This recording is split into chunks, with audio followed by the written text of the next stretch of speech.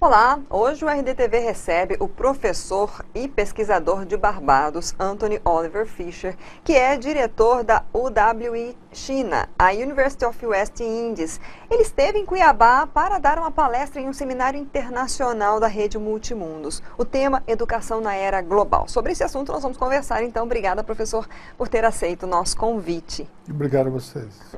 Educação na era global, quais são os maiores desafios hoje?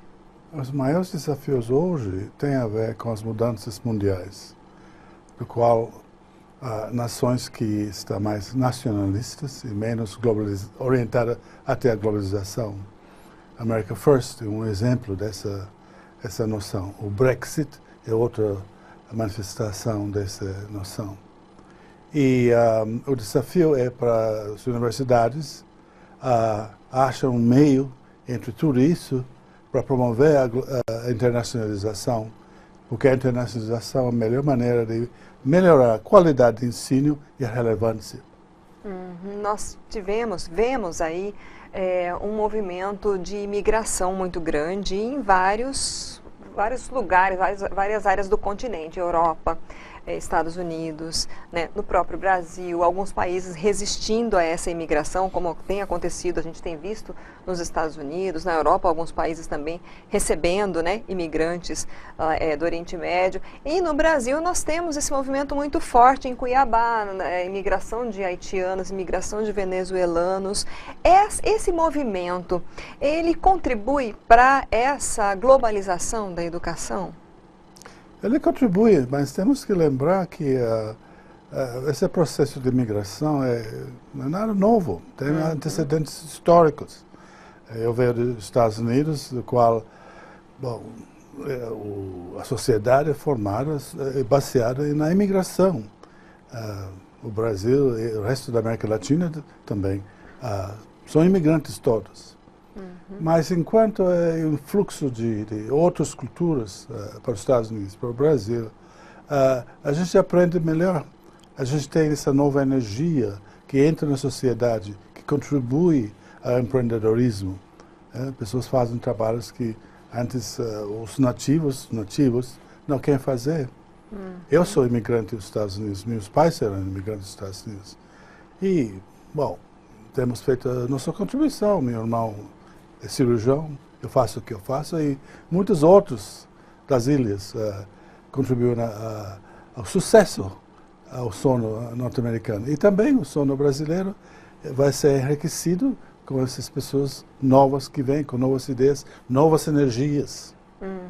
O senhor acredita que falta, por parte dos governos, uma política para enfrentar da melhor forma, organizar esse movimento migratório sem o preconceito que a gente às vezes vê? Eu acho que os governos todos eles têm desafios sobre essa questão de imigração. Com a melhor vontade do mundo, até a Alemanha, você lembra que a chanceler Merkel abriu as portas e eles se sentiam inundados. Agora é melhor. Os Estados Unidos há muitos anos está debatendo a mudança nas políticas sobre a imigração. E agora sabemos, o dia a dia sabemos essa questão das pessoas buscando anistia na fronteira, cria essa grande polêmica. De que eu tenho lido, o Brasil não tem tido tanta dificuldade, não, porque os venezuelanos estão vindo, os haitianos que vieram.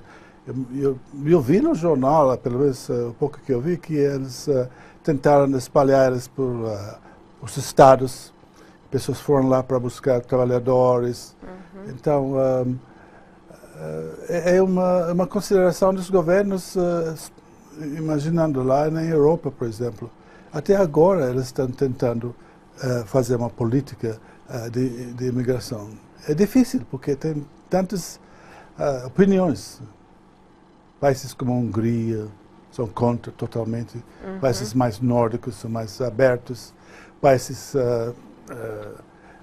vamos dizer, o Japão, por exemplo, que tem uma taxa muito alta, baixa de natalidade. Eles estão ponderando como eles vão poder ficar mais competitivos com só japoneses de origem nato no país, nascido no país. Então, é um problema que todos os governos têm que enfrentar. Ninguém está preparado. Mas eu acho que, com a maior vontade do mundo, com a compreensão, reconhecendo que todos nós somos imigrantes, pode ser resolvido. Bom, esse evento na Universidade Federal foi um seminário internacional, né, da rede Multimundos, envolvendo vários países. E vocês trouxeram alguns modelos, inclusive, considerados de sucesso, modelos de educação globalizada. Que tipo de modelo o senhor pode citar para a gente, de país que conseguiu formar aí uma educação globalizada e melhorou a sua rede? Eu acho que é muito diferenciado, porque tem um padrão de internacionalização que é o ideal, mas as instituições escolhem o melhor de tudo. Não é todos os países, nem as universidades que conseguem fazer tudo que é o ideal. Por exemplo, no Caribe, antes estávamos muito ligados os Estados Unidos, Canadá, Inglaterra, por razões familiares e históricos, econômicos. Mas agora estamos vendo que a nossa sobrevivência econômica é mais voltada para o Oriente, mais voltada para a China, mais voltada para as oportunidades. Então, o sucesso nosso é poder nos inserir neste mercado, nesse mundo de aprendizado.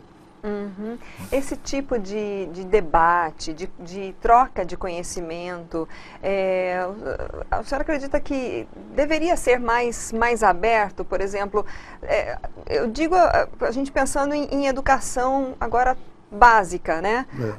A gente sabe hoje, por exemplo, que um grande desafio dos pais é conseguir fazer com que as crianças aprendam com toda essa tecnologia disponível, né? Hoje em dia, uma criança pequena já tem um celular na mão. Como usar essa tecnologia no dia a dia para conseguir chegar num nível de educação assim? Bom, isso é uma boa pergunta, porque reclamamos que eles têm esses instrumentos e que passam tempo demais com esses instrumentos. O que temos que fazer é contornar o uso desses instrumentos para ampliar o mundo deles. São excelentes maneiras de aprender línguas. De aprender línguas no momento em que você é disponível, com quem você quer fazer. E há várias empresas agora que estão dando formação em inglês através do internet. Então, as tecnologias são muito úteis e tem um lado positivo que poderia lhe dar à educação internacional. Conhecer outras pessoas, fazer amizades transnacionais. É incrível. Quando eu era criança, eles tiveram uma coisa chamada pen pal em inglês, que você escreve cartas para uma pessoa que vive na Noruega, por exemplo, aí você recebe uma carta. Agora você pode fazer um Skype, ou um WeChat. E você pode fazer aprendizado em grupos, WeChat grupos. Cria um grupo. Esse grupo não precisa estar no Brasil. É um grupo de interesse em comum. E essa comunidade pode ser espalhada por todo mundo. A senhora acredita que existe um choque de gerações, né? Os pais de hoje ainda têm um certo temor, né, de utilizar essas tecnologias ou de deixar livre para seus filhos essas tecnologias. E os professores, acho que estão nesse meio termo, tentando utilizar. Falta ainda formação ou incentivo para os educadores, por exemplo? Eu acho que os educadores temem a tecnologia, alguns deles, certamente. Tem sistemas que são dedicados a isso, essa universidade aberta, e eles fazem. Mas, em geral, os incentivos não estão aí para os professores a usarem essas tecnologias suficientemente. E, às vezes, as pessoas focam só na tecnologia, achando que só a tecnologia resolve a aprendizagem. Quando é preciso professor para reforçamento, para guiar, para criar grupos, entende? Então, essa aproximação entre tecnologia e professora tem que ser resolvido. Mas, em geral, eu acho que eles veem os benefícios, só que o investimento total no processo ainda não chegou. não chegou. O senhor acredita que a tecnologia ela vai substituir os métodos tradicionais, os livros, os cadernos, vão acabar se extinguindo esse tipo de educação? Ou há como fazer uma composição aí? Eu acho que o futuro é uma composição, claramente. Tem coisas de rotina, de repetição, que não precisa de professor. Por quê? Se cansa. Mas até conceito pedagógico de repetição e a pessoa se aprende a sua própria maneira. É útil ter essas tecnologias. Haverá uma convergência, dos dois no futuro. Quais são os países que estão aí em expansão, na busca dessa educação globalizada que o senhor acredita? O senhor citou o Japão aí, mas tem alguns outros? Eu acho China. A China está investindo muito nessa educação à distância, porque a população que está subindo agora está mais ligada ao internet, mais ligado ao celular móvel, são os maiores usuários do telefone celular no mundo, e eles estão investindo pesadamente nessa área de formação. É o importante também que eles não somente têm os jovens em mente, mas os mais idosos.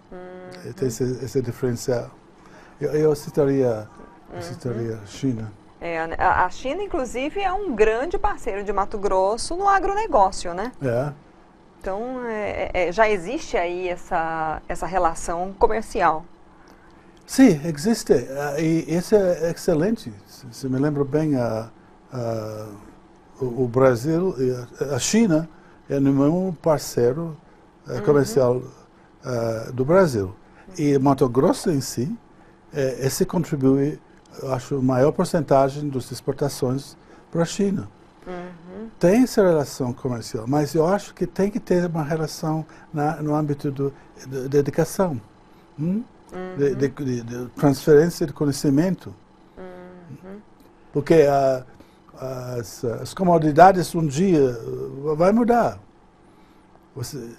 Tendo essas parcerias educacionais, vai ajudar. E as universidades, as instituições aqui, eles têm uma responsabilidade de ensinar sobre a China. Ensinar a língua, a cultura, ajudar os investidores, o pessoal de negócios para entender a China melhor.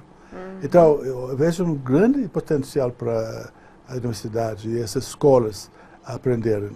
E não podemos usar as tecnologias, facilitar tudo isso, absolutamente. Porque, do outro lado, também a China, não esquece que o Brasil tem 204 milhões de pessoas, número um no destino de investimento chinês na América Latina.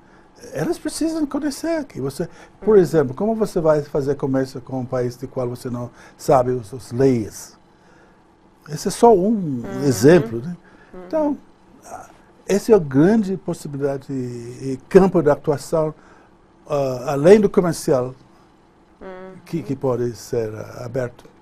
Para quem quiser saber mais informações, quiser buscar uma integração, a sua universidade ela oferece cursos nessa linha? Ou como é que a pessoa pode se informar melhor? Nós temos um campus aberto também, mas www.ui.edu.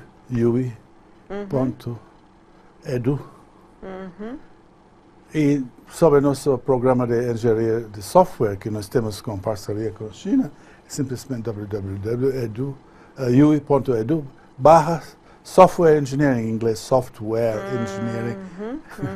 Aí vai aprender sobre nosso programa com a China na área de formar esses técnicos. Ok, professor, muito obrigada por ter aceito trazer esse bate-papo com a gente aqui. Tem alguma informação que o senhor gostaria de transmitir que a gente não citou, não falou, que o senhor quiser ficar à vontade? Não, acho que nós abordamos tudo. Eu simplesmente diria para as pessoas em Mato Grosso que, sentindo longe de tudo, não justifica hoje em dia.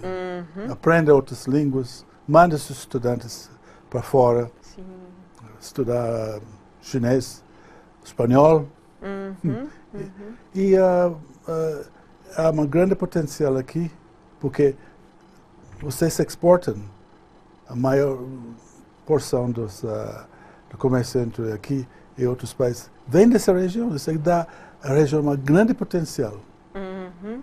É verdade, tem que começar pela mentalidade, Não, né? é só Globalizada, né? Olha, Barbados é uma ilha de 431 quilômetros quadrados só.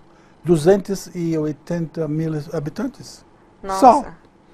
Então, praticamente o tamanho de Várzea Grande em número de habitantes, que é aqui a cidade mais próxima vizinha nossa, né? Que bom. Obrigada, professor. Prazer meu. Nós conversamos hoje com o professor Anthony Oliver Fischer. Essa entrevista fica disponível na íntegra no nosso site, na RDTV, no RD News, também no nosso canal do YouTube. Anote aí, vou repetir aqui o endereço da universidade dele. Escrevendo é uwi.edu. Tá? É www.uwi.edu, correto, né, professor? E aí ali tem todas as informações se você quiser saber um pouco mais. Obrigada pela sua audiência, até a próxima.